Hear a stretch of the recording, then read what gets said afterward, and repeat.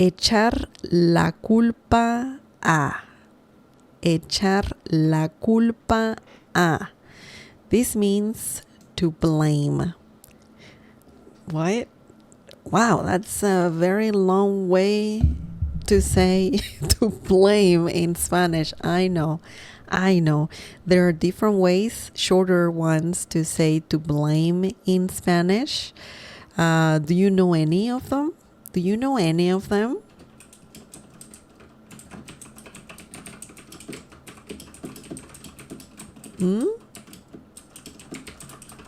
This is one, but it's not short. But you can use the verb culpar, which is very, very easy to use. Culpar. Te culpo. I blame you. You will have to use reflexive pronouns with this one as well. So culpar is one way. Another way is pretty much just culpar, echar la culpa a as well. So culpa means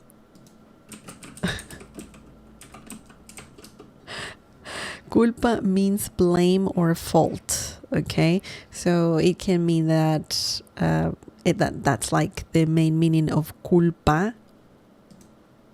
Right here, this word right here, let me show you really quickly. Culpa. Okay, culpa. For example, I can say es mi culpa. It's my fault. Or I can say, I don't know, maybe I'm saying es tu culpa. Es tu culpa. It's your fault. You know? Or pretty much you're saying, I blame you. I'm blaming you, you know. But we're not talking about that. I mean, we're talking about that technically because we're blaming. So la culpa, you know what that means, blame or fault. A is necessary to, you know, if you want to say, hey, I blame you. You need a because a is pointing the finger, you know, saying you or he or she or me. So a, it helps you to do that in this situation, okay? And echar means that's man. That's another word that means a few things. It's a verb that means to throw. It can mean to pour. For example, if you want to say to throw, echa la pelota, throw the ball. Or to pour, like echa agua en el vaso, pour water into the glass. Man, it can mean that as well. You can use it if you want to say to lay down. For example, echarse en el sofá, to lay down on the couch. Echarse, me voy a echar en el sofá. I'm gonna lay down on the couch. That's what you're saying there in Spanish. We can talk about this verb in a future lesson for sure. Echar. Oh, mama. But as a whole phrase, echar la culpa means to blame. Of course, you need to know the conjugation of the verb echar. Yo echo, tú echas, él echa, nosotros echamos. So keep that in mind. And let's look at some examples using this phrase in a situation, in a situation where you can say to blame. Okay. The first example is él le echó la culpa al mal tiempo por llegar tarde. Él le echó la culpa al mal tiempo por llegar tarde. My goodness. Okay, that happens. A lot of people do this. A lot of people do this. This means he blamed the bad weather for being late. Sometimes that happens. That's, you get bad weather and you have to drive slower or just slowly, period. You have to be more cautious. You have to be more careful. So it makes sense. It makes sense. So let's break this down. Let's see how echar la culpa a works in this sentence. Él means he. Remember the accent mark? Without the accent mark on top of the letter E, it means the. El carro, the car. Or él, it's the same pronunciation, by the way, with the accent mark and without the accent mark. It's the same pronunciation. Él. It's always él. Él, he, le echó la culpa a. Él le echó la culpa a. He blamed. Just blamed. That's it. That's what you're saying there. Él le echó la culpa a.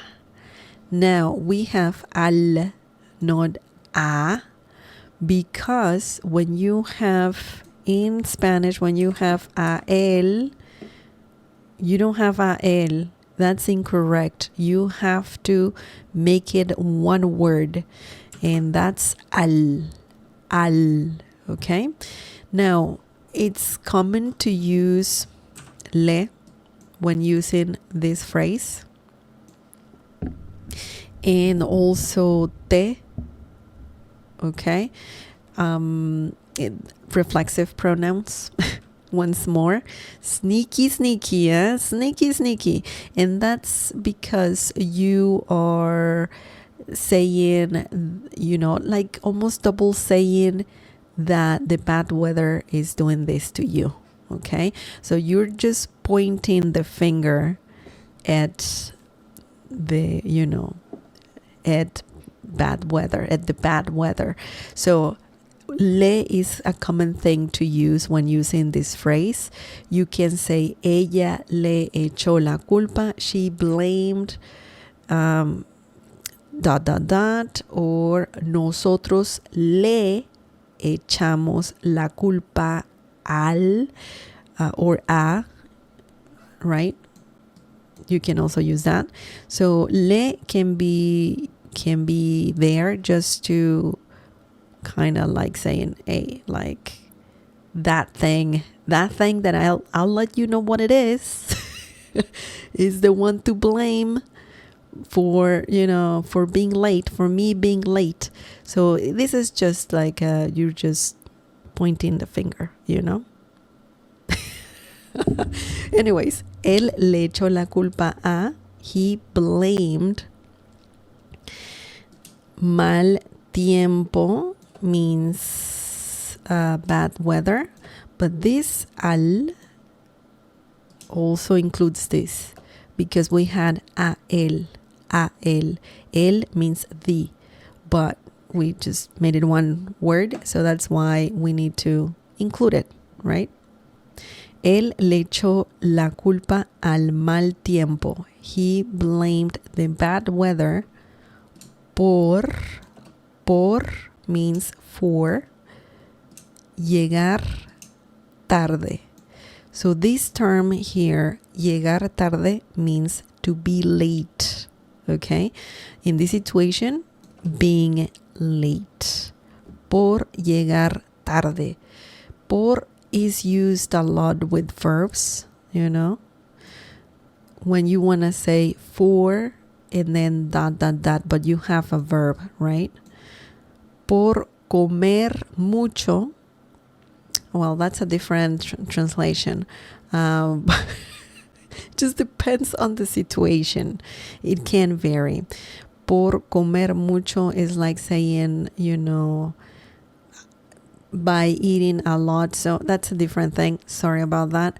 But when you say por llegar tarde, means for being late. Okay, so it's the reason why you're late, the bad weather, right? And it's interesting how echar la culpa works in this situation. It's right here. Right here. It's a long one. This is an advanced phrase for sure. Now, let's look at another example. And let me know, guys, if you have any questions. I'll get to them. Don't you worry. I'll read all your questions. Okay. So, siempre me echan la culpa a mí cuando algo sale mal. Siempre me echan la culpa a mí cuando algo sale mal. What does this mean?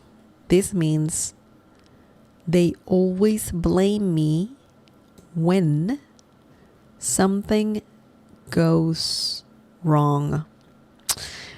Man, that's not nice. That's not nice. That's not very nice. But it happens. It happens. So let's break this down. Siempre. Siempre means always. Okay? Always. Now we have a different reflexive pronoun. We have me. Me. So remember, this phrase works with reflexive pronouns. Okay? You can add them to the verb, like right here, or they can go before the verb. Remember that. That can also, that's a thing. That's a thing. Siempre me echan la culpa a. So this means me echan la culpa a mí means they blame me. Crazy, huh? Crazy. Me echan la culpa a mí.